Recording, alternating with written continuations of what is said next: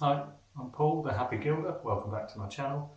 I'm an amateur glass artist from the UK. I did put something out at the end of the last video asking if anyone had a specific request that they could contact me. So somebody did, and they've asked if I could cover my technique for glue chipping. What we're going to cover in this video is just the actual stages up to the glass being chipped. To get the piece that we're going to make finished, that's going to be in another video because it's going to apply the gold leaf to the glue chipped areas. So, what is glue chipping? Well, this is an example of a glue chipped piece. I'm hoping the camera's picking up all of the kind of details in this.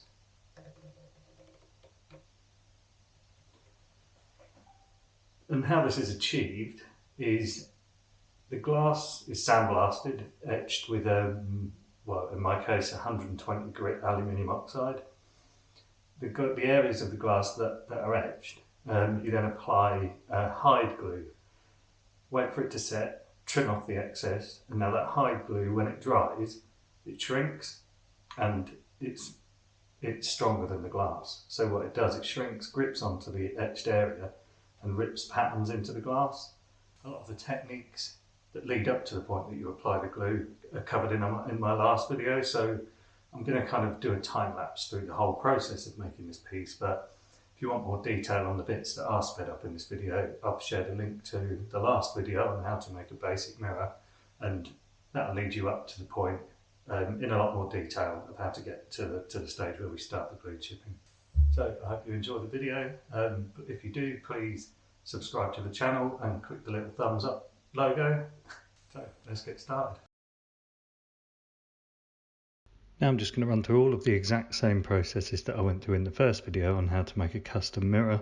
So that involves vectorizing the pixel based image and then cutting that design into the self-adhesive vinyl roll.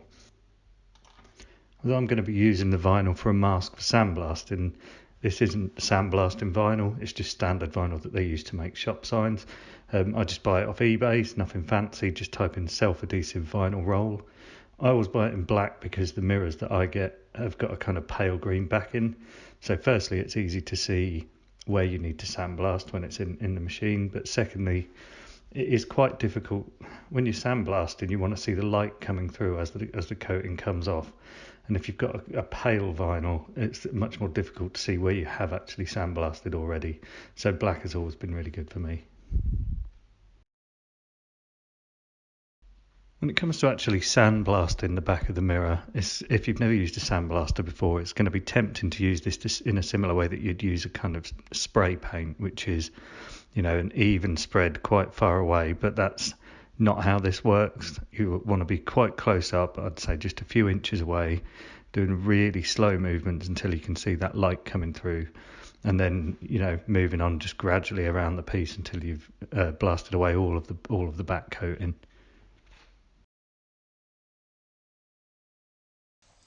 Okay, so a piece of glass has come out quite nicely, and what we're going to do next is make the mix of the glue so that we can get the chipping started. So this is the product that we're using, it's pearl glue. Some people use rabbit skin glue or just chipping glue as it's sometimes called. Now it's worth saying this isn't vegetarian, it's an animal product, so it's not really a process that's suitable for vegetarians. And what we're going to do is mix this 1 part glue to 1.5 parts water, and that's by volume, not weight. So I've got a kind of mark on this jug here, so I'm going to do the glue up to the first mark, and I'm going to do put the glue into the saucepan and then fill it with water and then put the water into the saucepan.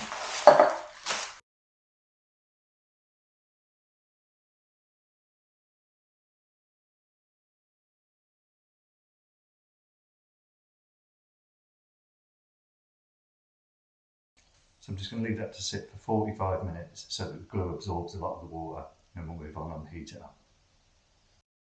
Okay, so now I'm just heating the glue on a really, really mild heat, slowly bringing it up to around about 45 degrees Celsius. Okay, so I've got a bottle that's basically just like a hair dye application bottle, but anything with a kind of fine nozzle will do. That's what I'm going to use to apply the glue. So let's been heated up. I'm going to use a funnel because I've got shaky hands.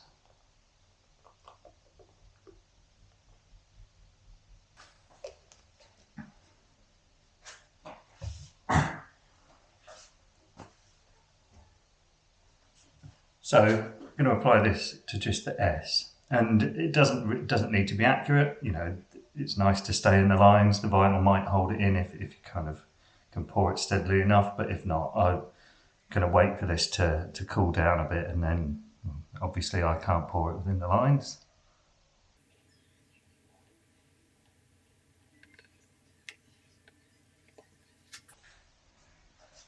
Yeah, that's that done. What I'm going to do is wait for that to go for it to a kind of jelly consistency. It's probably going to take about 15 to 20 minutes, and use just a kind of a stick to stick in it, and you'll be able to feel. And then I'm going to come back and trim around all of the excess bits that I don't want to chip, and then remove that. Okay, so it's been about 15-20 minutes and the glue has set into a kind of jelly-like consistency. So that means it's firm enough to kind of remove, and the way we're going to do that is just by trimming around the inside of the S.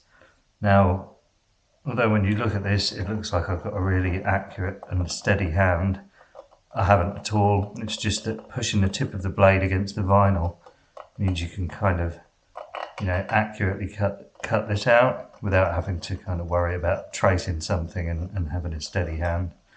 Oh, there we go.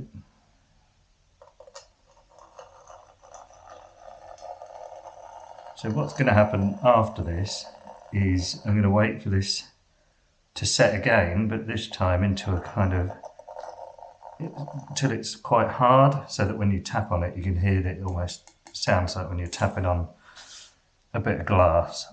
Then I'm going to move it onto the top of a heat source, and then that heat source will heat it from underneath, and then the glue will slowly contract and start chipping.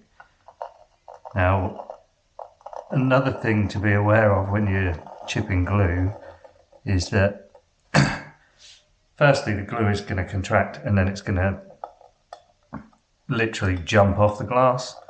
In some cases it can ping across a room, and what that is that's pinging across a room is a really razor sharp piece of glass encased in glue.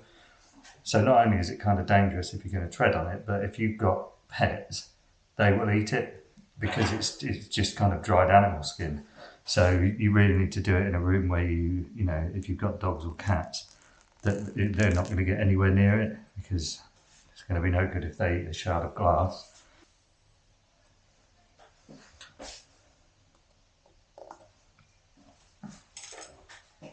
Okay, and that's that. So I'm going to leave that. It's probably going to take maybe an hour, possibly 2 hours, because I've applied that quite thick. So I'm just going to leave that, and then when I come back and I can get that noise off the glue, that's when I know that I can put it onto a heat source to start contracting. The length of time it takes to chip varies, but you can speed this up if you've got a heat source that you can put it on. So I put mine on an old Hostess trolley that I picked up at a charity shop for £15. So in the past I've had pieces that take a week to chip, but with the Hostess trolley I can get a big piece chipped in around 12 hours. This particular piece took about 6 hours. So that's all the chipping done. After I've kind of removed it from the heat source, I've just soaked the piece in warm water for about 5 minutes and then used an old toothbrush to just scrub away any of the excess glue. But now that it's dry, you can have a look at the glue chipped effect.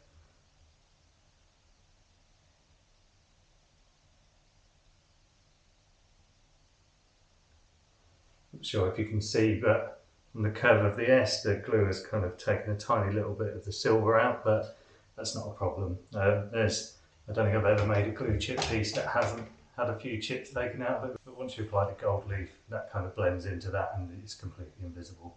So I hope you've enjoyed it. If you have, I'd really appreciate it if you share the video with anyone who you think might enjoy it. In the next video, it's going to be finishing off this piece, applying the gold leaf and painting the back of it. Okay, so hopefully see you next weekend. Thank you.